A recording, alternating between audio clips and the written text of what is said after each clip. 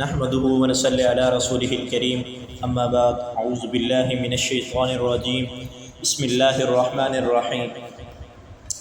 حضور اکرم صلی اللہ علیہ وسلم کے دست مبارک سے گھی میں برکت۔ حضرت جابر رضی اللہ تعالی عنہ بیان کرتے ہیں کہ ایک انصاری صحابیہ حضرت ام مالک رضی اللہ تعالی عنہ نبی کریم صلی اللہ علیہ وسلم کی خدمت میں ایک کپی میں گھی کا ہدیہ بھیجا کرتی تھیں۔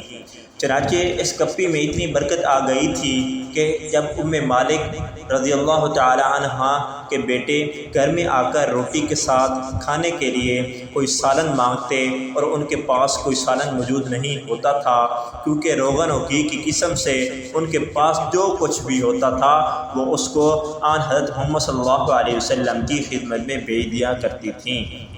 تو ام مالک رضی اللہ تعالی عنہ کا آسرا وہی کپی بنتی جس میں وہ نبی کریم صلی اللہ علیہ وسلم کے لیے گھی بھیجا کرتی تھی،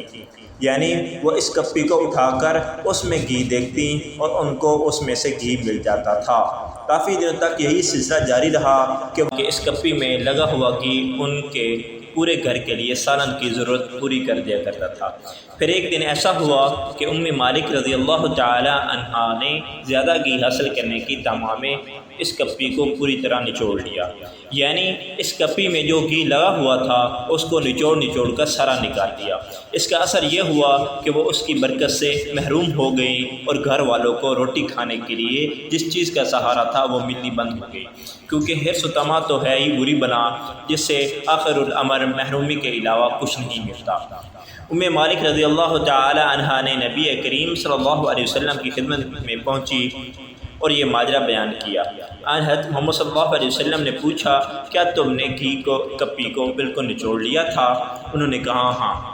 آپ صلی اللہ علیہ وسلم نے فرمایا، اگر تم کپی کو اس طرح نہ نچوڑتی تو ہمیشہ کہ تمہیں اس کپی سے سالن گھی ملا کرتا، کیونکہ اس کپی میں اگر ذرا سا بھی گھی لگا رہتا تو اس میں برکت اترتی رہتی، اور جب کسی چیز میں برکت اترتی ہے تو وہ چیز کتنی ہی ذرا سی کیوں نہ ہو بڑھ کر بہت ہو جاتی ہے۔